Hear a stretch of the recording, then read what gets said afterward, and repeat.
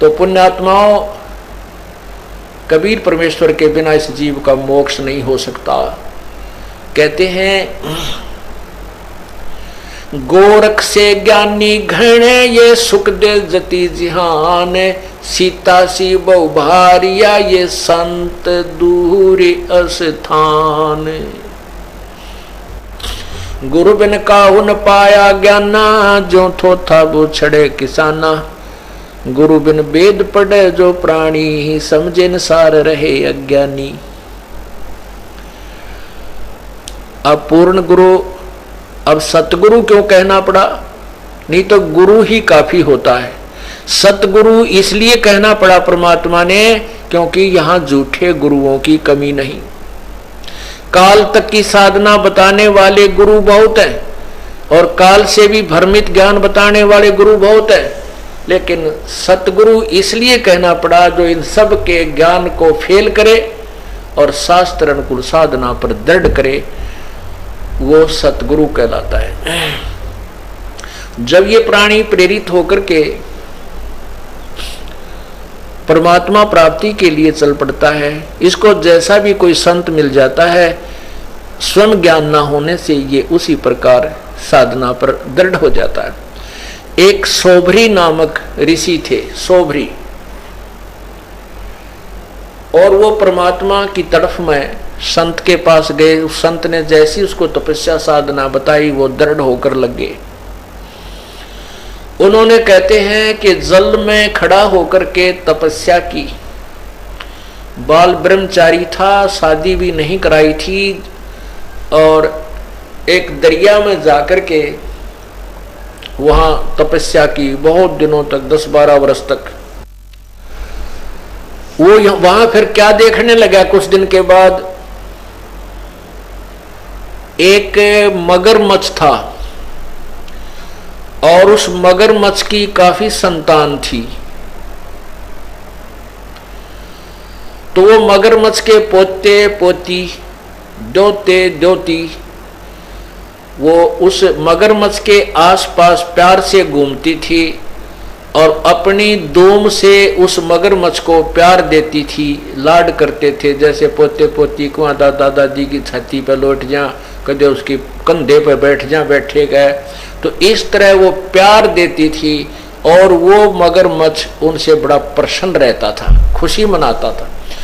अब उस सोवरी ऋषि के मन में यह प्रेरणा होगी, मैं शादी करवाऊं और ब्याह करवा कर मेरा पोते पोती हो और उन पोते पोतिया में दोता दोतियों के साथ ऐसे ही लाड लडाऊं। अब वह छोड़ भक्ति और निकला जलमत बार। कहां पहुंचा? मानधाता राजा के पास गया। अब उन राजाओं को पता था, होता था कि ये साधु जो आते हैं साधना करके, ये बड़े तोब का गोला होते हैं, एटम बम होते हैं, ये जो भी मुंह से निकाल देंगे वचन वो पार होता है। अब वो सोबरी ऋषि तपस्या करके उसका शरीर भी वृद्ध हो रहा, काफी वर्ष हो गए थे, और हाड़ सारे दिखे, बूढ़ी सी शकल, बाल बढ़ रहे। और वो जाकर मानधाता राजा से बोला कि आप मुझे एक कन्या दे दो, अपनी लड़की मेरे से ब्याह दो। मानधाता के 50 लड़की थी। अब राजा बड़ी असमंजस में फंस गया, जब नाटू तो शराप देगा, अरे इसे बूढ़े बूढ़े के अपनी जवान लड़की ने ब्याह हो, मेरा कैसा मूर्ख नहीं, बताइए क्या करूं, ये भगवान बड़ा फंसा।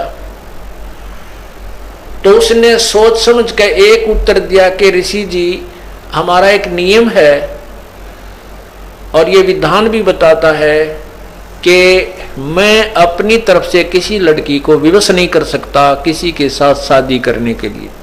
यदि वो लड़की स्वयं पसंद करें, कोई भी लड़की आपको पसंद करे तो मुझे एतराज नहीं। अब राजा ने बेरा था, इसे बूढ़े ने कौन लड़की पसंद करेगी?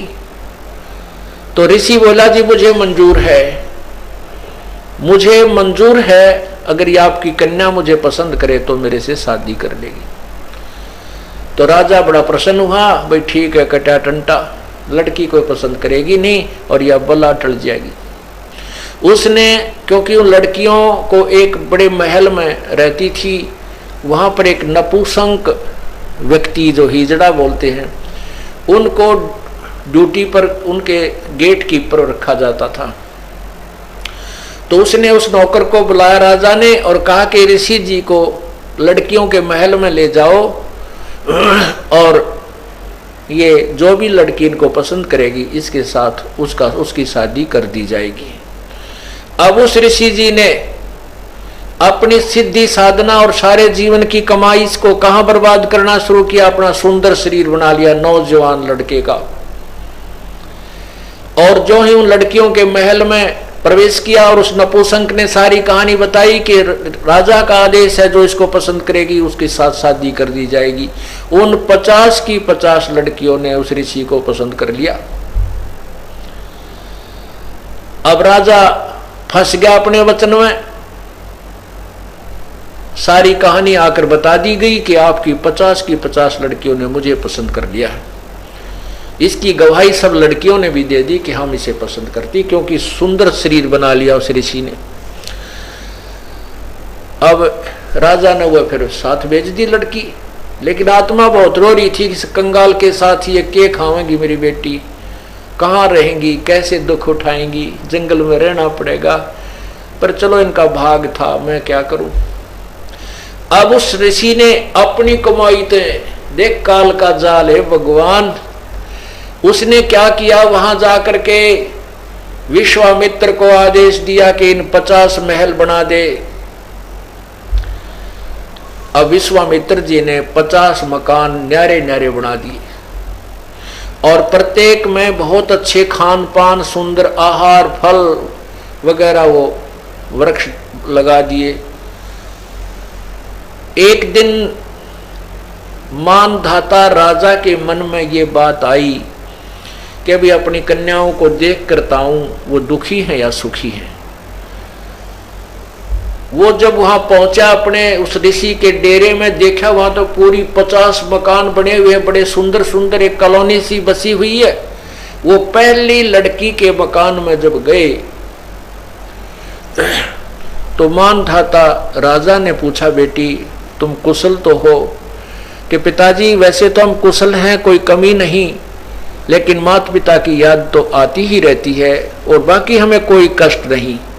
एक मुझे कष्ट है कि ये मेरा पति मेरे पास ही रहता है, दूसरी बहनों के पास कभी नहीं जाता। अब वो दूसरी कन्या के पास गया तो उसने भी यही कहा, पिताजी हम बहुत सुखी हैं और मुझे एक बात का दुख है कि मेरा पति मेरे ही पास रहता है, दूसरी बहनों के पास नहीं जाता।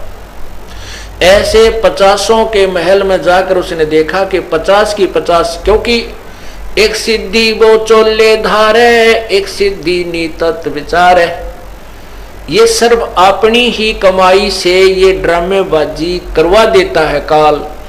अब उसने इतनी कमाई कर ली थी, सोबरी ऋषि ने 50 तो शरीर धारण कर लिए, 50 की 50 औरतों को भोग रहा है और उधर 51वां अलग से और बैठा है। जब मानधाता सब लड़कियों के पास होकर के फिर देखा कि ऋषि तो बाहर भी बैठा है, तब उसके चरणों में मस्तक झुका दिया कि आपकी लीला अपरंपार है। अब उस राजा के लिए तो भगवान सिद्ध हो गया वो सोबरी ऋषि। अब उसकी पोल खुलती है, अब देखना आगे क्या होता है। अब सोबरी ऋषि के 150 लड़के हो गए, 150 बच्चे हो गए, क्यों 50 लड़कियां, 2-2, 3-3 बालक हुए, 50 पत्नियां। अब वो क्या सोचता है कि अभी कोई 4 वर्ष का लड़का है, कोई 5 वर्ष का लड़का है, ये फिर सियाने होंगे, इनका ब्याह करूंगा, फिर इनके पोते होंगे मेरे, और फिर मैं इनसे प्यार करूंगा। रे तेरा गजब है, मन तो जीवन खो दिया अपना। ओ हो, फिर क्या रोता है कि मेरी सारी कमाई बर्बाद होगी, मैं उस मगरमच्छ के संगत में, कुसंगत में अपना सर्वनाश कराया। अगर वो मगरमच्छ को मैं नहीं देखता, वो कैसे अपने पोते पोतिया में मस्त हो रहा था, प्यार से खुश रहता था, आज मैंने अपना सर्वनाश कर लिया। जो 20, 30, 40, 50, 60 वर्ष में जो साधना की थी वो बर्बाद कर दी, वो नष्ट कर दी। तो पुण्यात्माओं, कबीर परमेश्वर के बिना इस जीव का मोक्ष नहीं हो सकता। कहते हैं गोरख से ज्ञानी घणे ये सुख दे जति जिहान, सीता सी बहु भारिया ये संत दूरी अस्थान।